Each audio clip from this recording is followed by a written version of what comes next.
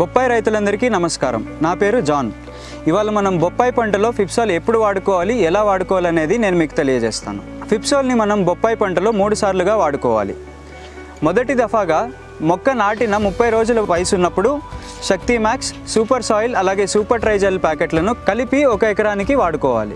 మొక్క 3 నుంచి 4 నెలల వయసు ఉన్నప్పుడు మనం రెండవ దఫాగా సూర్య మ్యాక్స్, సూపర్ సాయిల్ జెల్ అలాగే సూపర్ ట్రైజెల్లను కలిపి 1 ఎకరానికి వాడుకోవాలి. అలాగే మూడవ దఫాగా మొక్క 5 నుంచి 6 నెలల వయసు ఉన్నప్పుడు హార్టిక్ కింగ్, సూపర్ సాయిల్ అలాగే సూపర్ ట్రైజెల్ ప్యాకెట్లను కలిపి వాడుకోవాలి. ఇలా వాడుకోవచ్చు, లేదా 3 దఫాలుగా హార్టిక్ కింగ్ ప్లస్ సూపర్ ట్రై, సూపర్ సాయిల్ వాడుకోవచ్చు. బొప్పాయి పంటలో ఫిప్సాల్ వాడుకోవడం వలన మనకి కలిగే ఉపయోగాలు ఏమిటో ఇప్పుడు నేను మీకు తెలియజేస్తాను. బొప్పాయి పంటలో శక్తి మ్యాక్స్, సూర్య మ్యాక్స్, సూపర్ సాయిల్ జెల్ అలాగే సూపర్ ట్రైజెల్ వాడుకోవటం వలన మొక్క యొక్క ఎదుగుదల బాగా వస్తుంది.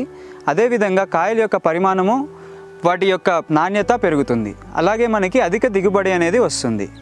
కాయల యొక్క బరువు కూడా పెరుగుతుంది.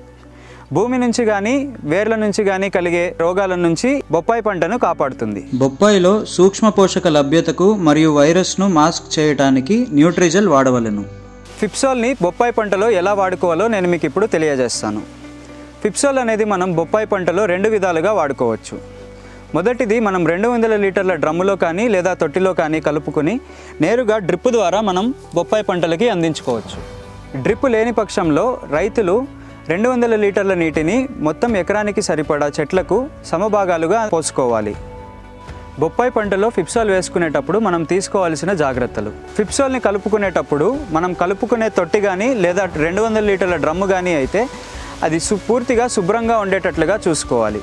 ఎటువంటి రసాయనిక ఎరువులు కానీ పురుగు మందుల వ్యర్థాలు కానీ దాంట్లో మిగలకుండా శుభ్రం చేసుకోవాలి.